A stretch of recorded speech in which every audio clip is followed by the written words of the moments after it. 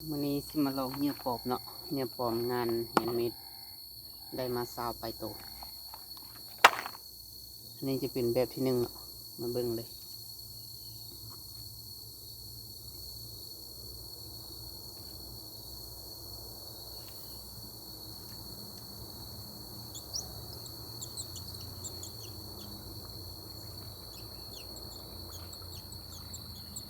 แอคชั่นออกดีเนาะแอคชั่นสไตล์เขาก็จำเลย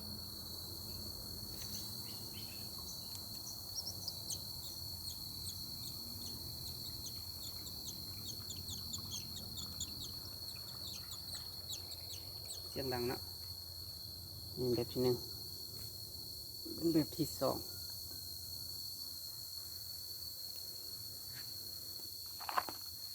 อันนี้จะเป็นแบบที่2ทรงเอกบัตร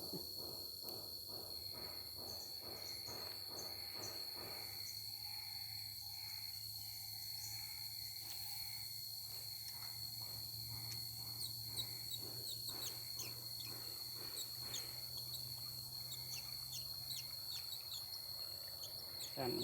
คล้ายคือเอกบัตรไอสั้นเอาปีกมีปีกกันแต่ว่ามูค่อยมันหอบน้อยเนาะไอสั้นเลยบง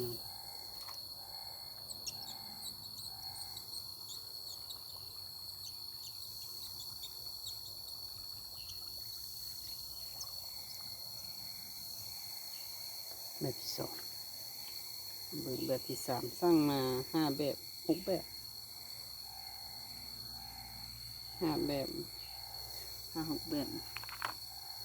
นี่เป็นแบบที่3จะใหญ่ขึ้นมาหนึ่ง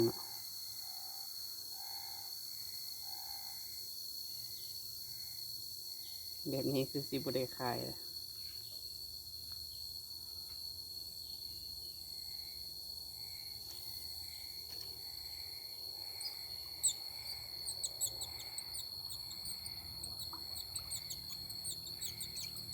แบบนี้ก็จะเป็นออกซับเนาะเป็นกบซับ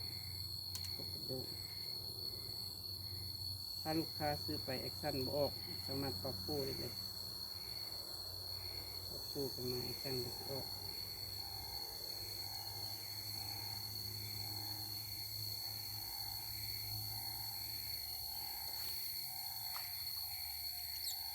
จะบุจมเนาะจะฟูเลย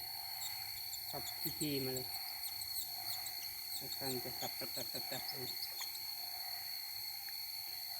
นี่จะเป็นแบบที่3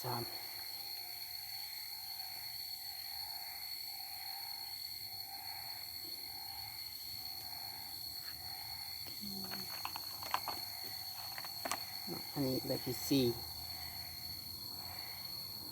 ทรงกบคิ้ว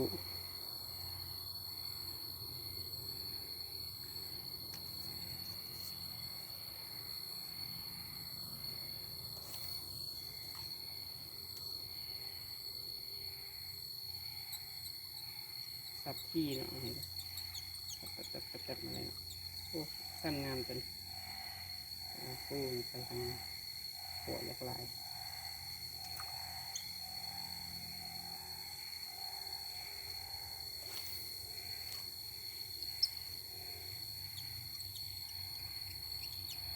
แอคชั่นตัวนี้จะงามเนาะจะขับคอนโทรลเลยติดใจตัวนี้เนาะครับมืดไปซี่แบบนี้เนาะแล้วก็มีลายตัวแต่ว่าคือกันมาเลย